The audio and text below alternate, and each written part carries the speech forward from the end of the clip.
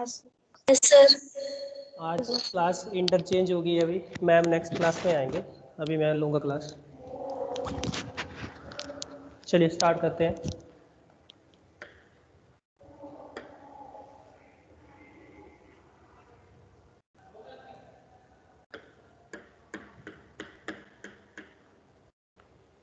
तो last class में कौन सा टॉपिक स्टार्ट किया था भाई हम लोगों ने? है पता? आइसोमेरिज्म। आइसोमेरिज्म स्टार्ट किया था क्या? बोले आइसोमेरिज्म स्टार्ट किया था। तो आइसोमेरिज्म का मतलब क्या होता है बच्चों?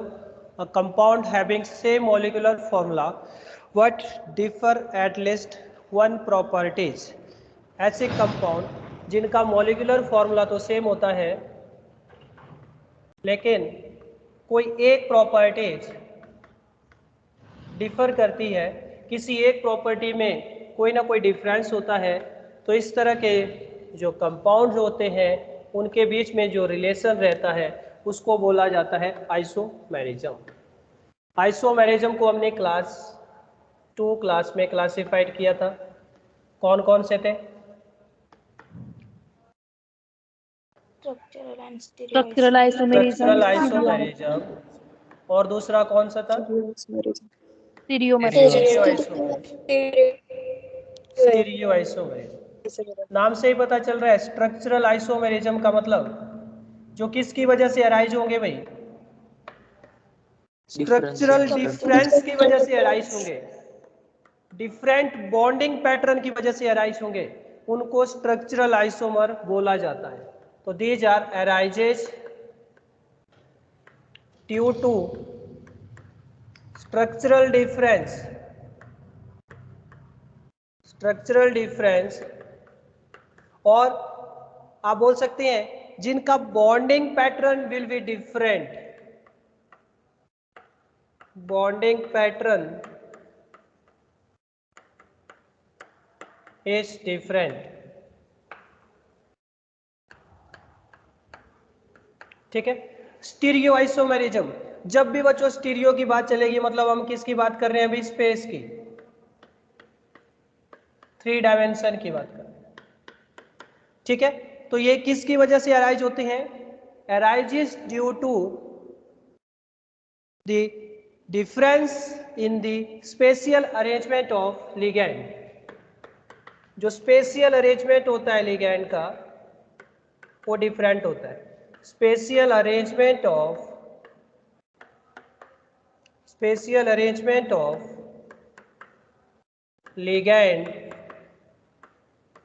इन स्पेस इज डिफरेंट। कैसा रहता है भाई? डिफरेंट रहता है क्या? बात क्लियर है यहां तक? Yes sir. स्टीरियो आइसोमेरिज्म को फर्दर हमने कौन कौन सी क्लास में क्लासिफाइड किया था? ज्योमेट्रिकल आइसोमेरिज्म, और दूसरे कौन से होते हैं? Optical optical isomerism. ठीक है।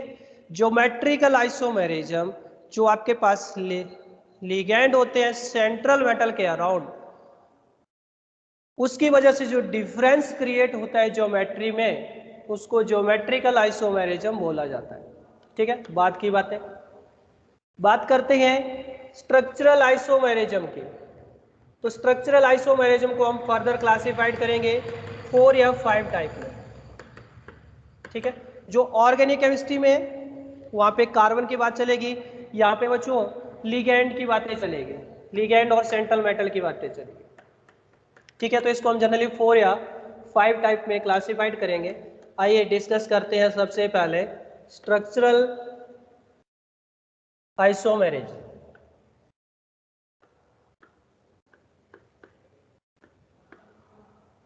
Structural isomerism. तो स्ट्रक्चरल आइसोमेरिज्म का मतलब क्या है? मॉलिक्यूलर फॉर्मूला क्या होगा भाई? Compound having same molecular formula but different structural formula, but different structural formula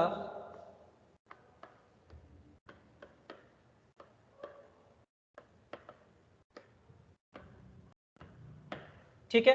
तो इस तरह के आइसोमर में कौन सा रिलेशन होगा बच्चों? Structural isomerism. इस तरह के आइसोमेरिज्म में कौन सा रिलेशन होगा? Structural isomerism. अब ये जो आइसोमेरिज्म हम देखने जा रहे हैं, ये जनरली किसी हम एक कंपाउंड को कंपेयर नहीं करेंगे। मिनिमम कितने कंपाउंड होने चाहिए अपने पास? एटलीस्ट 2 कंपाउंड होने चाहिए, एक पेयर होना चाहिए, तभी हम यहाँ पे कंपेरिजन कर सकते हैं। ठीक है। तो सबसे पहला है बच्चों अपने पास यहाँ पे आयोनाइजेशन आइसोमर। आयोनाइजेशन आइसोमर,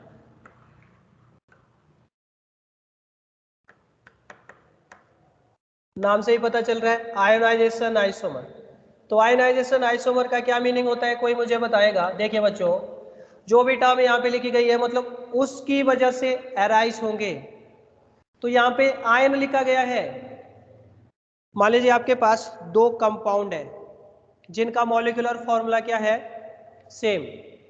आपने क्या करा? उनको वाटर में ऐड कर दिया।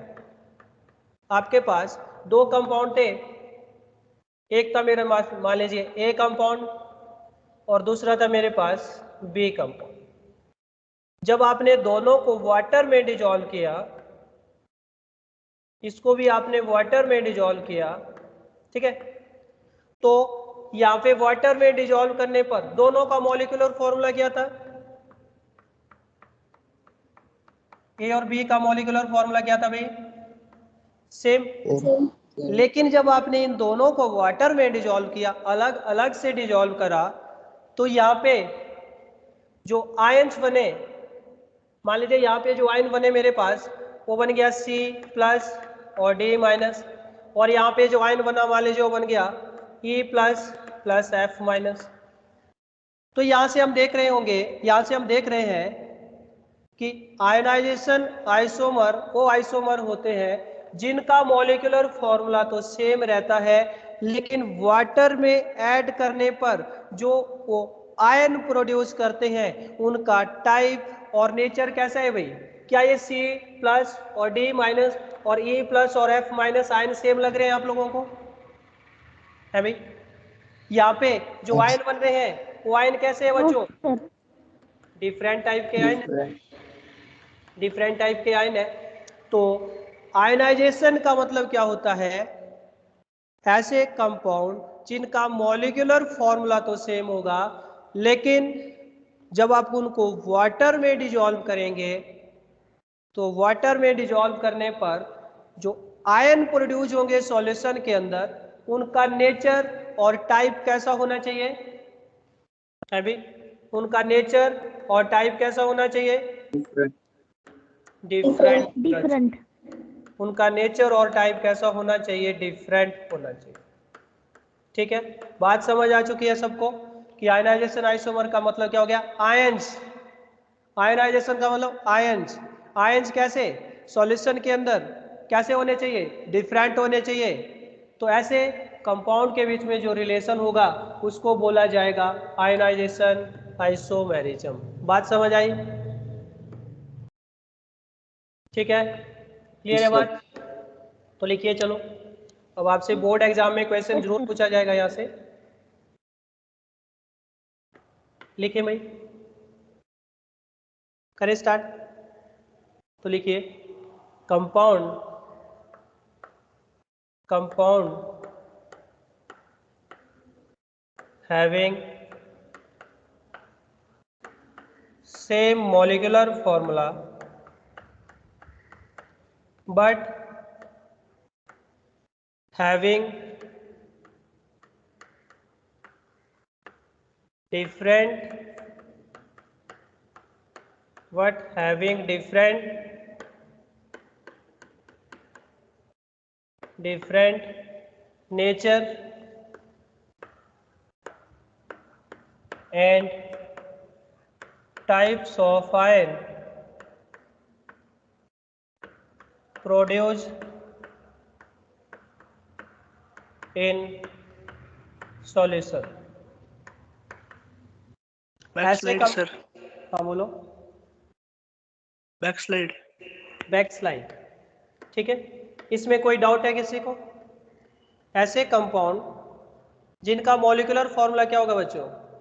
सेम, लेकिन जब आप उनको वाटर में डिजोल्व करेंगे तो वाटर में डिजोल्व करने पर जो आयन बनेंगे उन आयन का नेचर कैसा होगा? डिफरेंट। जो सॉल्यूशन बनेगा उस सॉल्यूशन में जो आपको आयंस मिलेंगे उनका नेचर कैसा होगा? सर। डिफरेंट होगा। तो इस तरह के कंपाउंड में कौन सा रिलेशन रहेगा भाई? Ionization isomerism. अब आप लोग सॉल्यूशन चैप्टर पढ़ के आए हैं भाई, और सॉल्यूशन चैप्टर में एक इंपॉर्टेंट टर्म आप लोग पढ़ के आए हैं जो आपके कॉम्पिटिटिव एग्जाम के लिए बहुत ही ज्यादा इंपॉर्टेंट है, that is went Hoff factor. पढ़ा है सबने? ठीक है। बेंट ऑफ फैक्टर का नाम सुना है?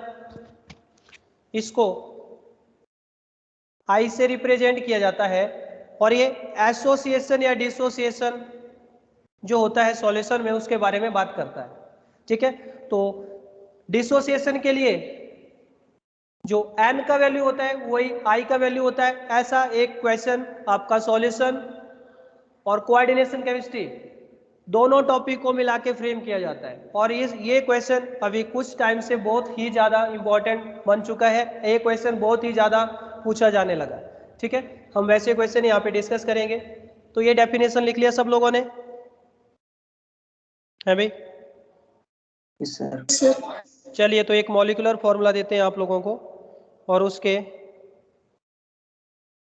हम यहाँ पे आयनाइजेशन आइसोमर बनाएंगे। तो बच्चों मेरे पास है मॉलिक्यूलर फॉर्मूला, है मेरे पास मॉलिक्यूलर फॉर्मूला गिवन है मेरे को COVR3CL3NH3। अपने को क्या करना है? इस मॉलिक्यूलर फॉर्मूला के ऐसे फॉर्मूला यहाँ पे बनाने हैं कि उन दोनों के बीच में क्या रिलेशन हो? Ionization isomer. क्या रिलेशन हो? Ionization isomer. चलिए बनाते हैं। कोबाल्ट जो है जनरली कितने लिगैंड गिवन है बच्चों आपको? यहाँ पे 3, 6, 7। तो मतलब यहाँ पे हम किस तरह के कॉम्प्लेक्स की बात कर रहे हैं? जनरली दो ही मेन कॉम्प्लेक्स मिलेंगे आपको कोऑर्डिनेशन केमिस्ट्री में, कोऑर्डिनेशन नंबर 4 और कोऑर्डिनेशन नंबर 6। ठीक है। तो कोबाल्ट जो है जनरली वो कोऑर्डिनेशन नंबर 6 वाला कंपाउंड बनाएगा यहाँ पे। तो बनाते हैं भाई फॉर्मूला। एक फॉर्मूला मैंने बना दिया, COVR3 और CL2NH3, और यहाँ पे रख दिया मैंने एक Cl। और दूसरा फॉर्मूला मैंने बना दिया यहाँ पे COBr2CL3NH3 बन गए। क्या इन दोनों कंपाउंड का मॉलिक्यूलर फॉर्मूला सेम है? बोलिए। ये जो मैंने दो फॉर्मूला यहाँ पे डिराइव करे, क्या इनका मॉलिक्यूलर फॉर्मूला सेम है? पहली चीज तो यही चेक करनी है आप लोगों को। ठीक है, चलिए चेक करते हैं। Cobalt 3 bromine 3 bromine, 3 chlorine 3 chlorine, एक अमोनिया 1 अमोनिया। ठीक है, तो मॉलिक्यूलर फॉर्मूला क्या है बच्चों? Same. What is the coordination number of cobalt in this both case? Coordination number क्या है भाई? कोऑर्डिनेशन नंबर 6 है क्या? बोलिए। ऑल आर मोनोडेटेड लिगैंड, तो कोऑर्डिनेशन नंबर इज 6। ठीक है, अब मैंने क्या करा, जो हमने डेफिनेशन लिखी है उसके ऊपर आते हैं। मॉलिक्यूलर फॉर्मूला सेम है, और दूसरा जब हम इनको वाटर में डिसॉल्व करते हैं, अगर वाटर में डिसॉल्व करने पर ये डिफरेंट आयन प्रोड्यूस करते हैं सॉल्यूशन के अंदर, तो हम बोलेंगे कि भाई इनके बीच में तो रिलेशन है आयनाइजेशन आइसोमर का। तो इसको भी पानी में ऐड कर दीजिए, इसको भी पानी में ऐड कर दीजिए। जब बच्चों आप इन दोनों को पानी में डिसॉल्व करेंगे तो मुझे बता सकते हैं फर्स्ट वाला कंपाउंड किस में डिसोसिएट होगा और सेकंड वाला किस में डिसोसिएट होगा? बोलिए। अब जो पहले दिन पढ़ा गया था वो काम आने वाली चीज है, डबल सॉल्ट और कोऑर्डिनेशन गैस। तो पहले वाला कंपाउंड किस में डिसोसिएट करेगा भाई? कोई बता सकता है मुझे? अगर मैं NaCl को पानी में डाल दूं, अगर मैं NaCl को कॉम्प्लेक्स वाटर में प्लस डिजोल्व कर Cl दूं, माइनस। तो यहाँ पे क्या Na प्लस Cl बनता है ना, ठीक है। अगर मैं इस कॉम्प्लेक्स कंपाउंड को वाटर में डाल दूं, तो यहाँ पे क्या कंपाउंड बनेगा? Backslide sir. Coordination sphere. यही बनेगा क्या? ये बनेगा क्या? एक मिनट भाई वेट करिए, बैक स्लाइड दिखाते हैं, एक मिनट वेट करिए। यही बनेगा क्या? ये इस तरह डिसोसिएट हो जाएगा, क्योंकि ये अंदर वाला कॉम्प्लेक्स कंपाउंड ये तो डिसोसिएट नहीं होगा वाटर में ऐड करने पर। याद करिए फर्स्ट लेक्चर, सिर्फ जो आयनाइजेशन स्फीयर है वही डिसोसिएट होगा, तो ये डिसोसिएट हो जाएगा, तो ये बन गया कैटायनिक पार्ट, ये बन गया एनायनिक पार्ट। ये कैसा कंपाउंड है? Complex cation simple anion. क्या इसको हम कॉम्प्लेक्स कैटायन सिंपल एनायन बोल सकते हैं? यस ठीक है। ये वाला Yes, किस sir. तरह से डिसोसिएट होगा? बोलो। Complex cation simple anion. यहाँ पे कितना चार्ज आ जाएगा स्क्वायर ब्रैकेट के ऊपर? Plus plus 1। यही बनेगा क्या? तो Yes, sir. यहाँ पे जब आपने वाटर में डिसॉल्व किया, डेफिनेशन को पढ़िए, compound having same molecular formula but having difference in nature and types of ion produce in solution. तो यहाँ पे जो आयन बने हैं, ये कैटायन ये एनायन, ये कैटायन ये एनायन, तो क्या ये कैटायन और एनायन जो दोनों केस में बने हैं, क्या ये सेम लग रहे हैं आप लोगों को? देखो नहीं। डिफरेंट है, ठीक है। ये कैटायन देखिए कुछ और है, ये कैटायन कुछ और है। यहाँ पे एनायन आपका क्लोराइड है, यहाँ पे आपका एनायन ब्रोमाइड है। तो किस तरह के कैटायन और एनायन बने हैं बच्चों? यहाँ पे डिफरेंट टाइप के आयन बने हैं सॉल्यूशन में। तो ऐसे कंपाउंड के बीच में जो रिलेशन होगा उस रिलेशन को हम क्या बोलेंगे? Are they ionization isomer? Ionization isomers. है भाई, क्या हम इनको आयनाइजेशन आइसोमर बोलेंगे? यस ठीक है। तो लिखिए इसको, ये कैसे कंपाउंड है, इन दोनों के बीच में जो रिलेशन है बच्चों दैट इज आयनाइजेशन आइसोमेरिज्म। बात क्लियर है? ठीक है, हाँ बोलो।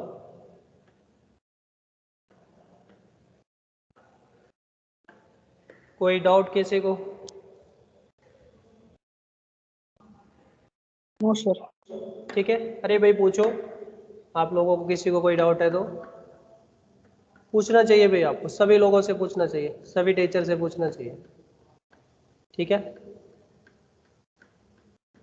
किसी को बैक स्लाइड चाहिए था क्या? यही चाहिए था? ऊपर सर। इससे पीछे चाहिए क्या? नीचे नीचे।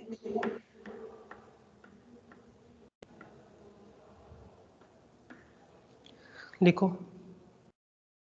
और यहां से एक क्वेश्चन जरूर आना है, चाहे यहाँ पे सेपरेट आएगा तो भी आएगा और सॉल्यूशन के साथ मिक्सिंग में आएगा या तो सेपरेट आएगा, लेकिन एक क्वेश्चन आना ही आना है।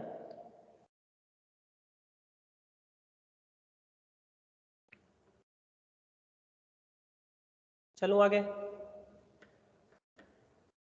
क्या ये बात सभी बच्चों को समझ आई है? ठीक है, किसी को कोई डाउट है तो बोलिए, किसी बच्चे को कोई डाउट है तो बोलिए। Coordination chemistry is very important, मैं अभी बोल रहा हूं। यहां से जो क्वेश्चन फ्रेम होगा वो आपका solution chapter bent of factor के साथ दोनों का मिक्सिंग कॉन्सेप्ट ऐड करके क्वेश्चन बना देगा। अच्छा चलिए अब आप लोगों से क्वेश्चन पूछ लेते हैं यहाँ पे। What is the value of i for this first and second complex? I किस चीज को रिप्रेजेंट कर रहा है यहाँ पे? Van't Hoff factor. तो फर्स्ट वाले कॉम्प्लेक्स सर। के लिए और सेकंड वाले कॉम्प्लेक्स के लिए आई का वैल्यू क्या रहेगा? 2। 2 रहेगा क्या? ये देखिए 1 yes 2 sir. n is equal to i for association, sorry dissociation. Dissociation के लिए n किस चीज को रिप्रेजेंट कर रहा है? Number of ion after dissociation. तो डिसोसिएशन वाला जो केस बनता है बच्चों, उसमें जो I का वैल्यू होता है वही n का वैल्यू रहता है। उसमें जो I का वैल्यू होता है वही n का वैल्यू रहता है। तो बात बताइए मुझे, डिसोसिएशन के बाद आपको कितने आयन मिले? एक कैटायन मिला, एक एनायन मिला। तो I का वैल्यू कितना हो गया भाई? 2। सेकंड वाले केस में एक कैटायन मिला, एक एनायन मिला, तो I का वैल्यू कितना हो गया? 2। ठीक है। तो अगर मैं कंडक्टिविटी की वैल्यू पूछूं इन दोनों के लिए, तो कंडक्टिविटी का ऑर्डर क्या हो जाएगा? कंडक्टिविटी किस चीज के ऊपर डिपेंड करती है? आयंस के ऊपर। जितने ज्यादा आयन होंगे उतनी ज्यादा कंडक्टिविटी होगी। लेकिन यहाँ पे तो आयन इक्वल है, तो conductivity of first is equal to conductivity of second. ये नेक्स्ट क्वेश्चन जो यहां से फ्रेम होता है, ये पॉइंट समझ आ चुका है सबको? ठीक है, क्लियर है बात? बोलिए भाई। Hello sir. हाँ बोलो। सर ये रिएक्शन फिर से बताओ ना वो क्या क्या बताएं फिर से? वो सेकंड रिएक्शन में। सेकंड रिएक्शन ये वाला। हाँ सर। देखिए, आप जब इसको वाटर में डिजोल्व करेंगे, इसका कोएफिशिएंट कितना है? 1, इसका 1। ये आपका आयनाइजेशन स्फीयर है, इसके ऊपर आएगा -1 चार्ज, तो इसके ऊपर आएगा प्लस चार्ज। तो इसको डिसोसिएट करके लिख दीजिए, जैसे मैंने NaCl को तोड़ के रखा था, Na+ Cl-। तो ये जो कॉम्प्लेक्स कंपाउंड के अंदर लिखा है, आपको इसको तो डिसोसिएट करना है। ठीक है, ये तो डिसोसिएट नहीं होगा, ये हम देख चुके हैं जब हमने स्टार्ट में पढ़ा था। डिसोसिएट कौन होगा? जो यहाँ पे आयनिक पार्ट में जो आयंस होंगे सिर्फ वही डिसोसिएट होंगे। तो आपके पास से डिसोसिएट हो जाएगा, यहाँ से क्रॉस मल्टीप्लाई कर दीजिए, तो यहाँ पे आ गया 1+, यहाँ पे आ गया 1-। जितना पॉजिटिव चार्ज उतना negative charge, positive negative cancel कर देगा, तो ओवरऑल कॉम्प्लेक्स कैसा हो जाएगा? न्यूट्रल। बात क्लियर है? बोलिए। कंडक्टिविटी की वैल्यू किस चीज के ऊपर डिपेंड करती है? आयंस के ऊपर करती है। Greater is the number of ion, greater is the value of conductivity. तो ये क्वेश्चन फ्रेम होगा, और आप अपने नोट्स में ये क्वेश्चन अब जो भी असाइनमेंट गिवन है उसमें आप कर सकते हैं। Greater is the value of n और i, more is the conductivity. ठीक है भाई, बात क्लियर है यहां तक? Hello sir. बोलो। Sir conductivity type of ion पे नहीं डिपेंड करती क्या? हाँ, क्या बोल रहे हो? कंडक्टिविटी कंडक्टिविटी एक्चुअल में अभी आप लोग पढ़ेंगे। कंडक्टिविटी मतलब each with which ion can freely move, ion can freely move. ये आप पढ़ने जा रहे हैं कहाँ पे? इलेक्ट्रोकेमिस्ट्री के अंदर। मोलर कंडक्टिविटी, आयनिक कंडक्टिविटी। ठीक है, तो कंडक्टिविटी किस चीज के ऊपर डिपेंड करेगा? आपका एन की वैल्यू के ऊपर। जितने ज्यादा एन का वैल्यू होगा उतना ही ज्यादा कंडक्टिविटी का वैल्यू होगा। जितने ज्यादा आयन होंगे उतने ज्यादा कंडक्टिविटी का वैल्यू होगा। ठीक है, क्लियर है? एक और एग्जांपल देखते हैं, आप लोग बताना मुझे। हो गया भाई, यहां तक हो गया? एक और एग्जांपल देखते हैं, चलिए आइए। आपके पास है मॉलिक्यूलर फॉर्मूला गिवन है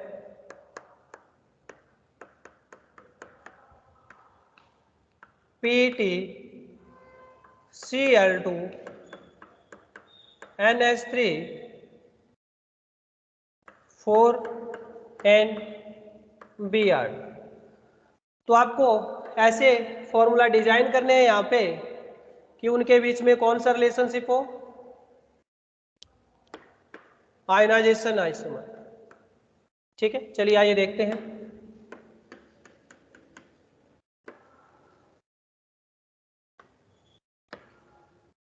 आइए देखते हैं। तो बता सकते हैं मुझे क्या क्या फॉर्मूला बना दूं? अब NH3 है भाई, नॉट 4। ठीक है। अब देखिए ये जो आयनाइजेशन स्फीयर होता है इसमें सिर्फ आयंस को ही रखना है आपको, ऐसा नहीं आप न्यूट्रल स्पीसीज को वहां पे रखने लग जाए। न्यूट्रल स्पीसीज के वहां पे रखने या ना रखने से कोई फर्क भी नहीं पड़ने वाला है। आप किसी न्यूट्रल स्पीसीज को रख दीजिए आयनाइजेशन स्फीयर में, उसको वाटर में डिसॉल्व कर दीजिए, वो नहीं डिसोसिएट होगी, वो आयंस में नहीं डिसोसिएट होगी। तो आपका जो न्यूट्रल लिगेंड है, अभी हम एक वैलेंसी पढ़ने वाले हैं वर्नर कोऑर्डिनेशन कॉम्प्लेक्स थ्योरी में, प्राइमरी वैलेंसी और सेकेंडरी वैलेंसी, ठीक है। वहां पे इसको और ज्यादा क्लियर हो जाएगी आपको बातें। आयनाइजेशन स्फीयर में सिर्फ आपको आयंस ही रखने हैं। तो आयंस में कौन कौन होता है, या तो क्लोरीन या ब्रोमीन। बना दीजिए फॉर्मूला, क्या क्या फॉर्मूला बन सकता है। फर्स्ट बन जाएगा Pt, बोलो, Br2 NH3 whole 4 and Cl2। Second formula बन जाएगा, क्या बन जाएगा भाई, Pt, PtCl2। यहाँ पे रख देता हूं Cl2 NH3 होल 4 और Br2 को बाहर रख दूं क्या, है भी ये बन जाएगा। एक और फॉर्मूला बना दूं क्या, एक ब्रोमीन एक क्लोरीन को अंदर रख दूं, एक ब्रोमीन और एक क्लोरीन को आयनाइजेशन स्फीयर में रख देता हूं। बनाइए Pt Br Cl NH3 whole 4 and Br Cl। क्या कोई और फॉर्मूला आप लोग फ्रेम कर सकते हैं इस कंपाउंड के लिए जो इनके साथ आयनाइजेशन आइसोमर बना सकें। What is the relation between this three formula. ये जो तीन कंपाउंड आपको गिवन है, अगर हम इनके बीच में रिलेशन देखें तो क्या रिलेशन होगा यहाँ पे, they are ionization isomer.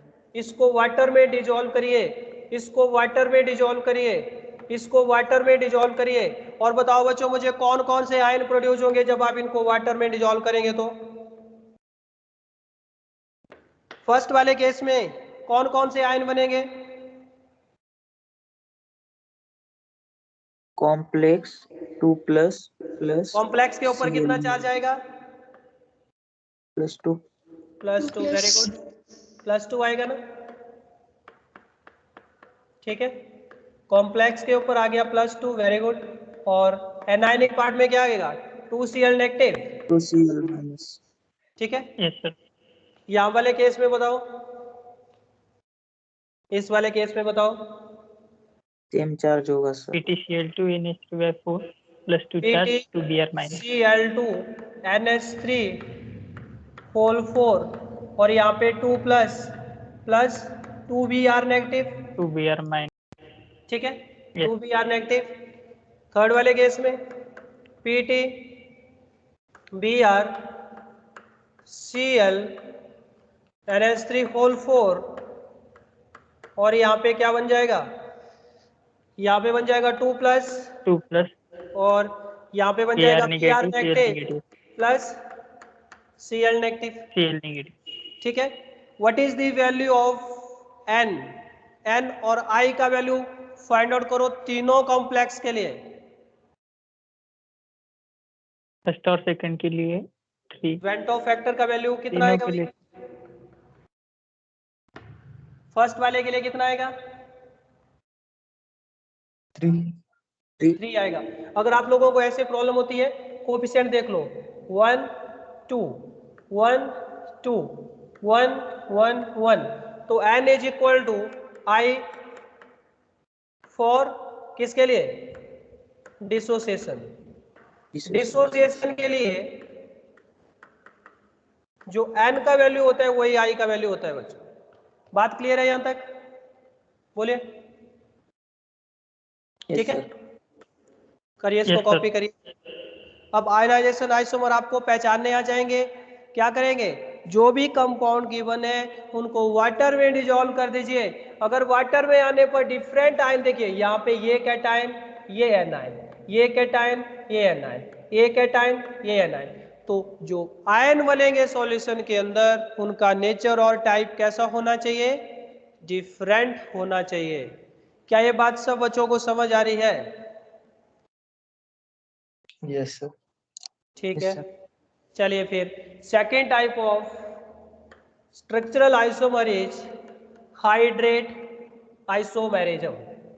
Hydrate का क्या मीनिंग होता है भाई? हाइड्रेट,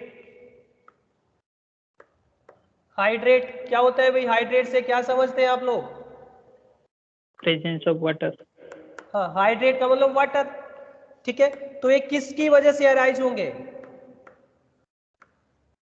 प्रेजेंस और ऑब्सेंस ऑफ वाटर। वाटर की वजह से। वाटर मॉलिक्यूल में डिफरेंस की वजह से अराइज होंगे। देखिए कैसे अराइज होते हैं, आइए देखते हैं। इनको पहचानने का एकमात्र तरीका यही है जो मैं यहाँ पे आपको बताने वाला हूँ। हाइड्रेट आइसोमेरिज्म में ये वाटर में वाटर मॉलिक्यूल की डिफरेंस की वजह से अराइज होंगे। आइए कैसे, इनको कैसे पहचानेंगे आप लोग, इनको कैसे पहचाना जाएगा, आइए देखते हैं। तो जो वाटर मॉलिक्यूल होता है बच्चों, वाटर मॉलिक्यूल का नेचर देखना है आपको यहाँ पे। अब एक वाटर मॉलिक्यूल जो है it can act as ligand. अगर ये लिगैंड की तरह एक्ट कर रहा है तो इसका मतलब क्या हो गया? इट इज बॉन्डेड विथ किसके साथ? Central metal. Bonded with central metal atom, यही होगा है भाई। Bonded with central metal atom, bonded with central metal atom मतलब ये कहां पे प्रेजेंट होगा? इनसाइड द कोऑर्डिनेशन स्फीयर और outside the coordination sphere? Inside the Inside. Coordination inside the coordination sphere, inside the coordination sphere. ठीक है, inside the coordination sphere. बहुत easy है भाई इसमें, तो बहुत ही ज्यादा इजी है। और दूसरे केस में वाटर जो बच्चों है वो किसकी तरह काम कर सकता है? Water of crystallization, water of crystallization. और वाटर ऑफ क्रिस्टलाइजेशन का मतलब क्या होता है भाई? वो कहाँ पे प्रेजेंट होगा? Outside कहाँ पे the आउटसाइड प्रेजेंट द होगा? Outside the outside coordination the sphere. Coordination sphere, यही होगा क्या? Yes. Outside the coordination sphere. तो यही इसको पहचानने का तरीका है, इसी से आप इसको पहचान सकते हैं। अगर आपका वाटर मॉलिक्यूल, यहाँ पे मैं बताता हूँ इसको पहचानने का तरीका। अगर आपका वाटर मॉलिक्यूल इस तरह से इस स्क्वायर ब्रैकेट के अंदर लिखा हो और दूसरे मॉलिक्यूल में इस तरह से बाहर लिखा हो, तो यहाँ पे वाटर मॉलिक्यूल किसकी तरह काम कर रहा है भाई? वाटर ऑफ लिगैंड की तरह काम कर रहा है क्या? Yes, sir. बोलो, यस। लिगैंड की तरह काम कर रहा है क्या? ये वाटर मॉलिक्यूल किसकी तरह काम कर रहा है? Water of water of crystallization. Water crystallization. Of crystallization. तो ये एक सीन जहां पे भी आपको दिख जाए, आपको क्या टिक करके आ जाना है? Hydrate isomerism. हाइड्रेट का मतलब क्या होता है? हाइड्रेट का मतलब है बच्चों पानी। तो ये आपको ये सिचुएशन जहां पे भी दिख जाए, जहां पे water molecule inside the coordination sphere और आउटसाइड द कोऑर्डिनेशन स्फीयर वाले आपको कंपाउंड दिख जाए, वहां पे सीधा क्या टिक कर देना है आपको? Hydrate isomerism. बात क्लियर हुई क्या? बोलो, बात क्लियर हुई क्या? ठीक है, यहां तक ठीक है भाई? चलिए फिर देखते हैं एक एग्जांपल, एक एग्जांपल देखते हैं भाई। चलें आगे, देखें एग्जांपल। हो गया यहां तक? तो मैं एक मॉलिक्यूलर फॉर्मूला लिख रहा हूं यहां पे, एक मॉलिक्यूलर फॉर्मूला में लिख रहा हूं यहां पे। आइए देखते हैं। जो मॉलिक्यूलर फॉर्मूला गिवन है बच्चों यहाँ पे, वो है आपके पास molecular formula is equal to CO Cl2 NH4 and H2O। आपको इस तरह से डिजाइन करना है इसको, इस मॉलिक्यूलर फॉर्मूला को दो कंपाउंड के अंदर, कि उन दोनों के बीच में क्या रिलेशन होना चाहिए? हाइड्रेट आइसोमर का। तो बनाइए, बनाइए भाई फॉर्मूला और मुझे बताइए। टोटल कितने लिगैंड गिवन है यहाँ पे? टोटल लिगैंड की अगर बात करूं इस मॉलिक्यूलर फॉर्मूला में, तो टोटल कितने लिगैंड गिवन है यहाँ पे? बोलो, करिए चेक। 7। कोबाल्ट कौन से कोऑर्डिनेशन नंबर के साथ आपको कॉम्प्लेक्स बनाना है यहाँ पे? 6 के साथ बनाना है क्या? ठीक है, Yes. बनाइए, फ्रेम करते हैं। पहले वाले केस में मैंने वाटर मॉलिक्यूल को बाहर रख NH3. दिया। अगर वाटर मॉलिक्यूल को बाहर रख दिया तो फॉर्मूला क्या बन जाएगा मेरे पास? COCl2, ये NH3 है ना, इसको NH4 मत करना, NH3 होल 4। तो इस केस में जो आपका वाटर मॉलिक्यूल है किसकी तरह काम कर रहा है? Water of crystallization. Water of crystallization. और सेकंड जो मैंने फॉर्मूला यहाँ पे डिजाइन करना है, उसमें मैं क्या करूं? आपका जो Cl H2O NH3 and NH4 और यहाँ पे रख दिया मैंने Cl। बताइए इन दोनों केस में what is the relation between these two compound? Hydrate isomers. Hydrate isomer. तो यहाँ पे जो वाटर मॉलिक्यूल है किसकी तरह काम कर रहा है? लिगैंड की तरह सर काम। ऑक्सीडेशन नंबर तो यहाँ चेंज पे हो रहा वाटर है। ऑफ क्रिस्टलाइजेशन की तरह काम कर रहा है। क्या आप इन कंपाउंड को, अब आपको कुछ बच्चों को कंफ्यूजन हो रहा होगा कि सर इनको अगर हम आयनाइजेशन आइसोमर बना सकते हैं तो बना के देख लो। इनको वाटर में डिजोल्व कर लीजिए, इनको वाटर में डिजोल्व कर लीजिए, ये तो वाटर में टूटेगा ही नहीं। क्यों? क्योंकि आयनाइजेशन स्फीयर में आपका न्यूट्रॉन मॉलिक्यूल पड़ा हुआ है, ये जरूर टूट जाएगा। तो दोनों टूटने चाहिए, डिफरेंट आयन होने चाहिए। ये तो आयन बना ही नहीं रहा है पहले वाला, और दूसरे वाला बना भी लेगा, ये Cl-A बन जाएगा, लेकिन दोनों को बनाना चाहिए। तो इनके बीच में जो रिलेशन हो जाएगा वो हाइड्रेट आइसोमर का हो जाएगा, ना कि आयनाइजेशन आइसोमर। Hello sir. हाँ बोलो। सर ऑक्सीडेशन नंबर चेंज हो रहा है ना? हाँ, ऑक्सीडेशन नंबर से कोई लेना देना नहीं है। ऑक्सीडेशन नंबर का कोई लेना देना नहीं है आपका स्ट्रक्चरल आइसोमर के साथ। ठीक है, ऑक्सीडेशन नंबर का कोई इफेक्ट नहीं होगा आपके आइसोमेरिज्म के ऊपर। बात क्लियर है? यस। ठीक है, चलिए फिर एक क्वेश्चन देते हैं आप लोगों को, देखते हैं कौन कौन कर पाएगा। चलो भाई लिखो, ये नोट कर लिया सबने क्या? Yes sir. चलिए तो बच्चों एक क्वेश्चन देते हैं आपको, जो आपका AIPMT जब होता था उस टाइम पूछा गया था क्वेश्चन। आपको मॉलिक्यूलर फॉर्मूला गिवन है, मॉलिक्यूलर फॉर्मूला गिवन है आपको COVR NH3 होल 5 SO4। ये मॉलिक्यूलर फॉर्मूला गिवन है भाई। मॉलिक्यूलर फॉर्मूला क्या गिवन है? COBr NH3 whole 5 SO4। आपसे बोल रहा है, लिखना क्वेश्चन, आपसे बोल रहा है A and B, capital A and B, capital A and capital B, capital A and capital B are two ionization isomer. Capital A और कैपिटल B क्या है? R2 ionization isomer.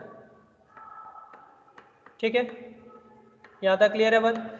ये जो मॉलिक्यूलर फॉर्मूला है इसके लिए कैपिटल A और capital B कोई दो आइसोमर है जिनके बीच में रिलेशन है, आयनाइजेशन आइसोमर। आगे क्या बोल रहा है? A give white precipitate with A give white precipitate with BaCl2, A give white precipitate with BaCl2 while V does not, while V does not react. A give white precipitate with BaCl2 while V does not. ठीक है, यहां तक बात clear है? Next बोल रहे हैं B give yellow precipitate of, we give yellow precipitate of AgBr with AgNO3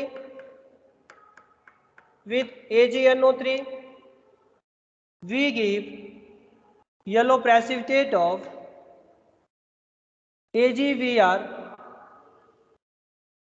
with AgNO3 while A does not react with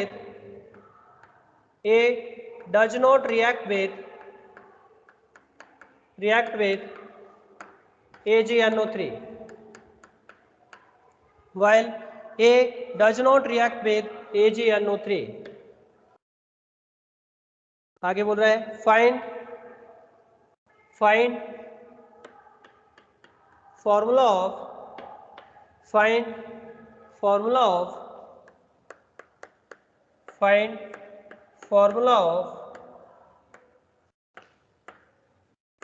A and B.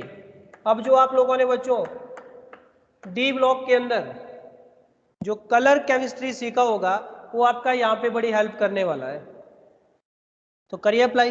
D block तो कंप्लीट हो गया, करो उसको अप्लाई आप।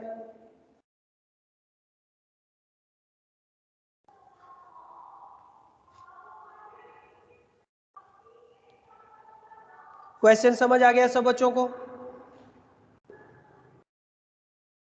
है भाई, क्वेश्चन समझ आया है? बोलिए। ठीक है, क्वेश्चन समझ आ गया है तो करिए बच्चों जल्दी से, और बताओ मुझे कि what is the formula of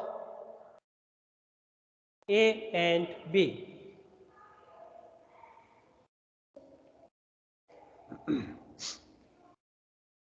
What is the formula of A and B? किसी बच्चे ने अगर फॉर्मूला बना लिया होगा तो मुझे भी बता देना भाई।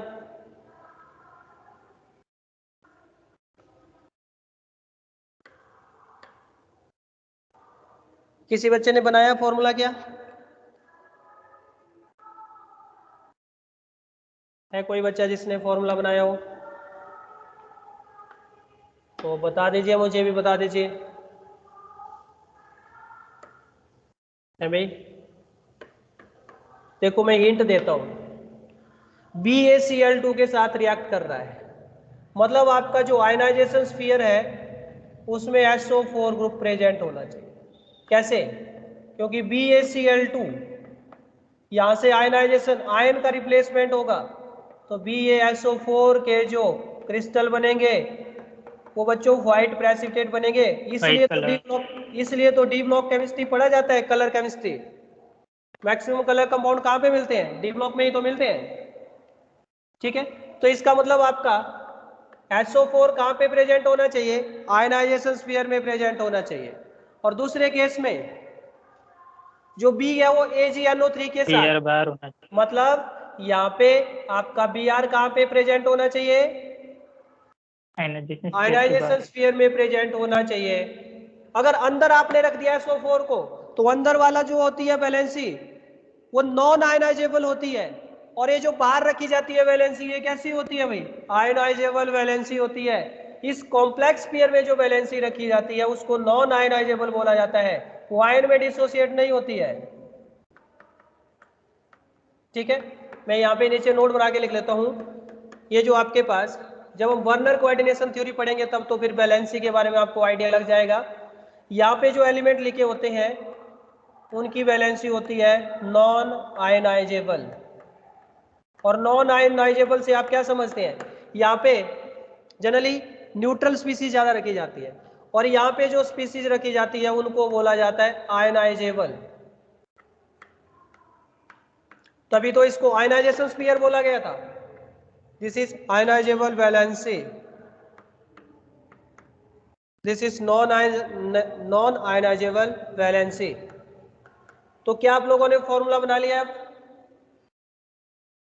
अभी क्या आप लोगों ने फॉर्मूला बना दिया है? बोलो। अब तो मैंने हिंट दे दिया है, अब तो फॉर्मूला बन जाना चाहिए। What is the formula of a? What is the formula of a? बोलो। बनाया किसी ने ए का फॉर्मूला? कोई बच्चा जिसने ए का फॉर्मूला बना लिया हो तो मुझे बता सकता है, क्योंकि मेरा तो बन नहीं पा रहा है भाई यहाँ पे। COBR हाँ बोलो। CO, बोलो बोलो। COBR NH3/5 NH3 whole 5 COBR NH3 whole 5 और SO4, यही बनेगा क्या? यस यही बनेगा, ठीक है। क्लियर है बात? और what is the formula of B? What is the formula of B? NH3/4 हाँ बोलो। CONH3/4 CONH3 whole 5 SO4 and this is Br, यही होगा। बोलो। तो जब आप इसको BaCl2 के साथ रिएक्ट करेंगे तो ये आयन यहाँ से रिप्लेस हो जाएगा, लेकिन जब आप इसको AgNO3 के साथ रिएक्ट करेंगे तो it does not react with AgNO3, but it react with BaCl2 and produce BaSO4 के वाइट प्रेसिपिटेट। अरे भाई बात थी क्या? क्या इसको जब हम AgNO3 के साथ रिएक्ट करेंगे तो Ag और Br एक दूसरे को अट्रैक्ट कर लेंगे और यहाँ पे AgBr के येलो कलर के प्रेसिपिटेट बन जाएंगे। लेकिन जब मैं इसको किसके साथ रिएक्ट करूं भाई? BaSO4 के साथ, सॉरी BaCl2 के साथ, तो ये रिएक्शन नहीं हो पाए। बात क्लियर है भाई? बात क्लियर है क्या? Yes sir. चलिए तो कॉपी करिए इसको।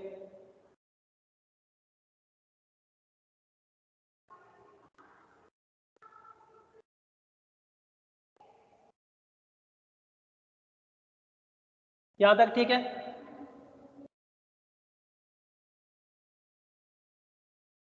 चले आगे। सो नेक्स्ट है अपने पास लिंकेज आइसोमेरिज्म।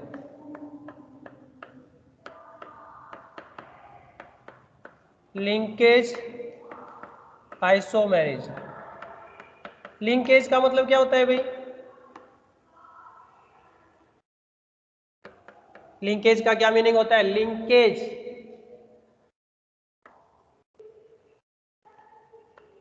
लिंकेज से क्या समझते हैं आप लोग?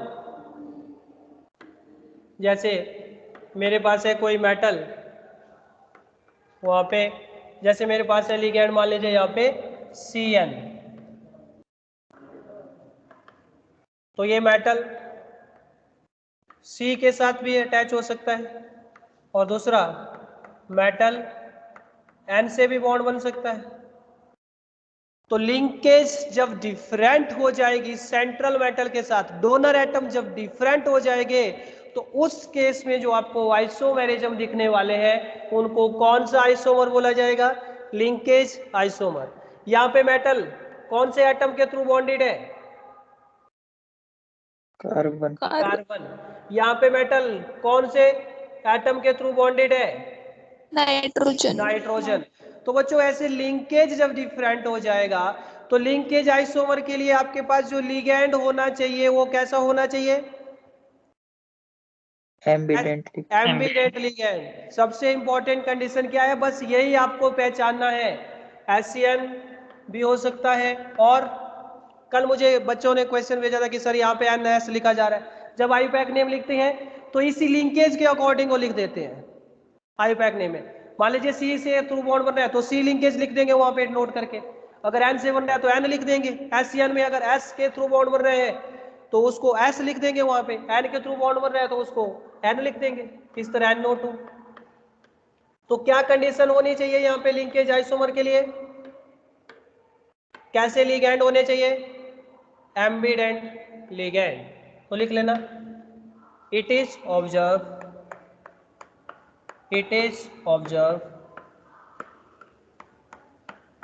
in the